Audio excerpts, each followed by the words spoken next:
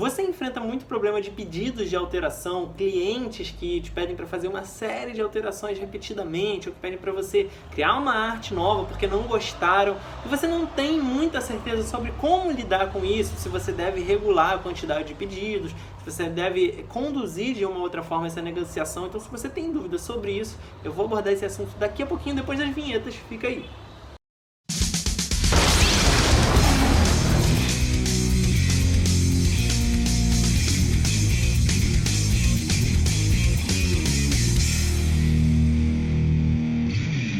Fala galera, beleza? Bem-vindos a mais um vídeo de dicas e truques aqui no canal Raon Tatu, seu canal de tatuagem e arte no YouTube.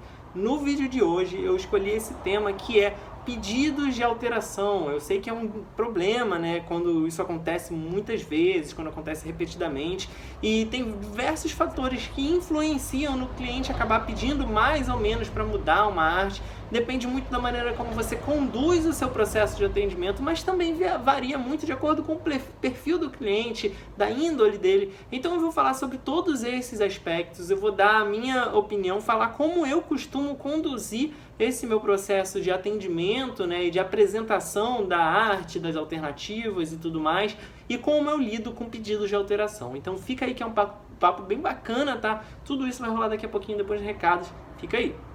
Mas antes mesmo de começar, eu quero te pedir para deixar aquele like no vídeo, porque ajuda pra caramba o canal. E se você é novo aqui, se você tá chegando agora, eu te convido a se inscrever e ativar o sininho para receber todas as notificações, porque são 5 vídeos por semana, é bastante conteúdo, e assim você não perde, não fica de fora de nada. E por último, me segue lá no meu Instagram, @RaonTatu, porque eu posto quase todo dia nos stories um material complementar a esse aqui. Você vai poder acompanhar tudo que rola lá e ver meus trabalhos finalizados no feed. Então é isso, muito obrigado, e agora sim, vamos pro vídeo.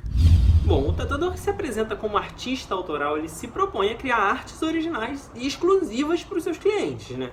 Só que cada projeto é uma nova criação e exige um processo de condução do atendimento para que se evite certos problemas. Então, com o tempo, você vai conhecendo as principais armadilhas, vai ficando mais atento e mais fluente nessa condução. Então, entender a ideia, o conceito do cliente, combinar os elementos que vão estar representados na arte, esse é só o primeiro passo, tá? O cliente vai chegar para você, vai falar que quer fazer uma tatuagem de um assunto X, YZ, ou vai apresentar uma referência. Então, entender essa parte é só o comecinho do processo, não basta isso para você poder depois sentar e criar e tudo mais. Tem que ter uma condução, um atendimento mais aprofundado para justamente você evitar cair em certos problemas que podem acontecer durante, né, esse seu atendimento. Então, é preciso alinhar uma série de expectativas de ambos os lados para reduzir a chance de surpresas indesejadas, como, por exemplo, o cliente não gostar nem um pouco da arte que você apresentar para ele.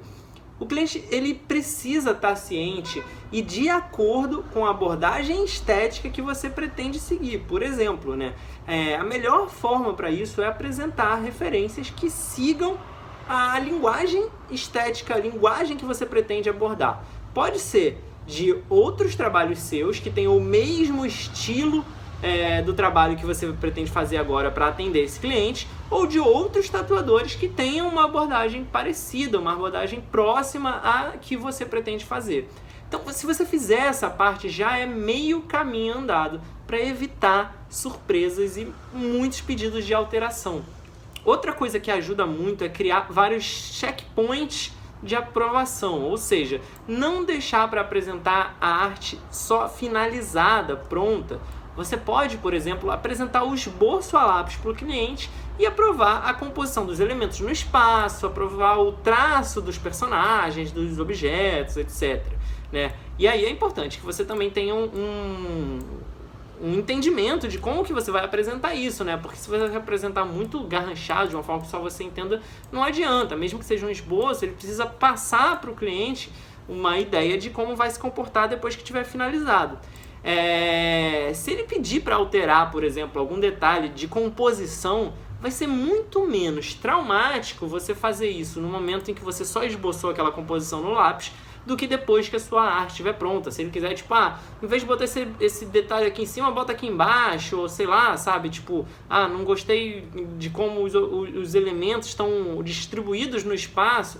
Isso é algo muito no começo que você resolve. A primeira coisa que você resolve é a composição dos elementos no espaço. Então, de repente, aprovar essa distribuição dos elementos com ele antes de fazer a arte em si já pode fazer uma diferença aí para evitar retrabalho, tá? O cliente, depois você pode apresentar um concept, ou seja, você aprovou a estrutura de rascunho ali com o traço, com como aqueles elementos vão se distribuir, e aí você faz um concept art, ou seja, um estudo rápido do uso das sombras, do uso das cores, do acabamento em linha. Não precisa ficar perfeito, mas serve para você passar uma ideia melhor de como a arte final vai ficar. E pode ser que nessa etapa, né, nesse momento, o cliente não goste, por exemplo, de algum detalhe de como você usou a cor, queira mudar alguma cor, por exemplo, né, propor alguma coisa em relação a esse sentido, ou veja algum tipo de acabamento de linha ou algum detalhe que ele, sei lá, pode querer que seja diferente. Mas pelo menos você ainda não vai ter o quê? Gastado tempo e energia fazendo um acabamento perfeito. Isso faz com que o cliente também já saiba o que esperar da versão final, que ele não fique às cegas e que não seja uma surpresa. Então você vai meio que indo aos poucos ali dando fazendo essa troca, né? E dando uma espécie de preparada no terreno para quando você apresentar a arte final. Isso diminui a ansiedade do cliente, né? De não ver nada e só receber a arte pronta, e garante que você vá sentindo, vai sendo uma espécie de termômetro para, se você precisar mudar alguma coisa, isso vai fazer com que você possa fazer antes, né, que possa fazer durante esse processo de criação e não te gerar uma série de retrabalhos que poderia gerar. Agora, você precisa ter duas coisas em mente para lidar com essa questão das alterações, tá? Uma é que a alteração faz parte, e dependendo do perfil e da índole do cliente, isso pode ser uma dor de cabeça ou não.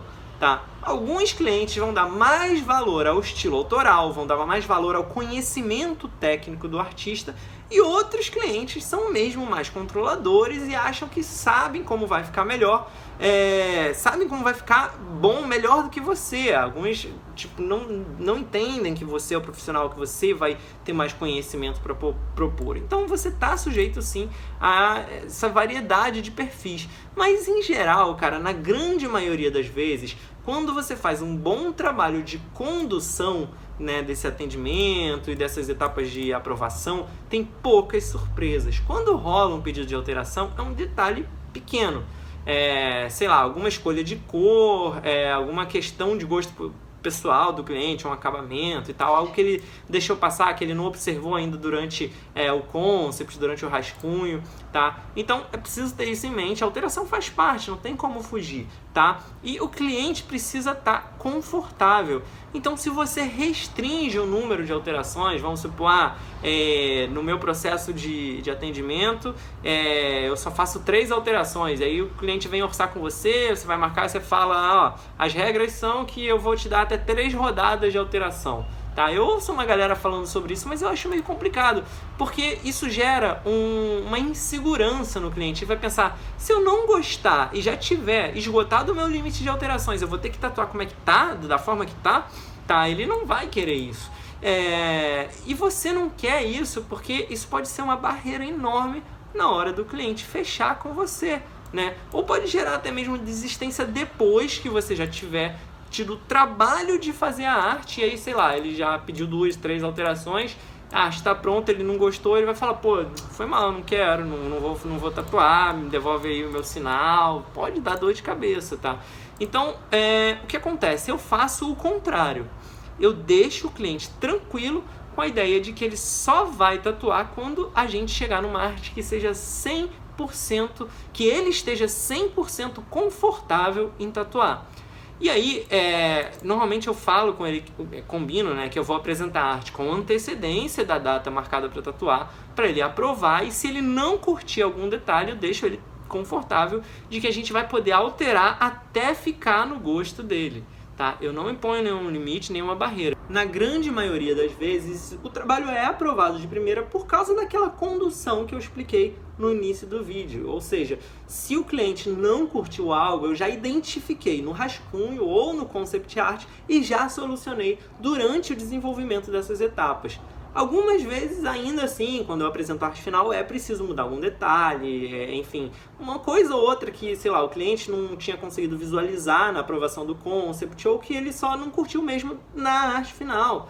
E isso raramente é um problema muito grande, normalmente é alguma coisa mais pontual. E agora, é muito difícil acontecer do cliente não gostar da arte como um todo, tá? Quando acontece, geralmente foi culpa minha, por ter dado pouca atenção no atendimento inicial, por ter, sei lá, tá respondendo vários clientes ao mesmo tempo e a conversa ficou um pouco mais superficial, ou por eu ter ficado muito confiante, achando que já sabia o que o cliente queria, ou por parecer que ele estava muito me dando muita liberdade, que queria que eu fizesse do meu jeito e tal. E aí eu falei, se ele tá me dando liberdade, eu vou fazer do meu jeito, então tranquilo. Mas mesmo quando o cliente te dá liberdade, você sente que pode fazer do seu jeito, é importante você deixar ele ciente de qual é esse jeito, de como você pretende fazer e ir apresentando essa feição aos poucos, porque mesmo quando ele tá tranquilo que vai te dar liberdade, nem sempre vai realmente. Às vezes ele acha que te dar liberdade vai ser de boa, mas aí você vai lá e faz uma coisa que ele não esperava e que ele não gosta. E é uma surpresa, entendeu? A questão é evitar surpresas, deixar as expectativas alinhadas. Então, quando acontece, né, nesses casos raros de eu apresentar e o cliente falar, putz, não gostei de nada, cara, e aí, fazer o quê, né? O que acontece? Nesse caso, eu converso bem para entender qual foi o ruído na comunicação, qual foi a diferença de expectativa entre o que ele esperava e o que eu esperava que ele esperasse, entendeu? Para garantir que isso não aconteça de novo, né? Se você chegou a esse ponto, então você tem que mapear, tem que analisar, tem que conversar, tem que ver de novo referências, tem que entender por quê e combinar uma nova estratégia, combinar de antemão como vai ser essa nova abordagem, o que você vai fazer de diferente para, né, já aprovar esse novo plano, enfim, né? E aí, de novo, começar essa questão de deixar ele com a expectativa certa e sem surpresas. E aí, cara, normalmente, quando isso acontece, que já é raro, é normal que eu não passe da segunda tentativa. Ou seja, ele, sei lá, reprovar a primeira arte, eu fazer uma nova versão, uma nova interpretação.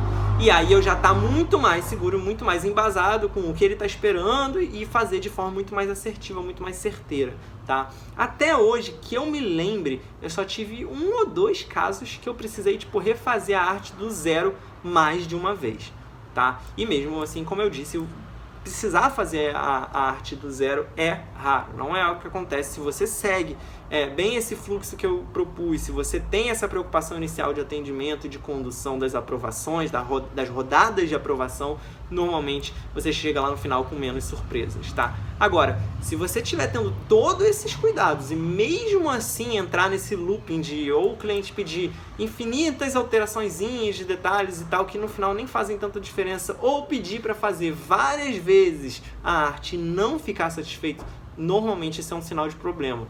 Nesses casos, você tem que ponderar se vale a pena mesmo fazer esse trabalho, tá? Porque você tem toda a liberdade para falar numa boa com o cliente. Pô, talvez eu não seja o artista certo para fazer esse tipo de arte que você quer. Talvez, sei lá, você esteja esperando uma coisa diferente do tipo de trabalho que eu apresento, não é muito a minha linha criativa, não sei.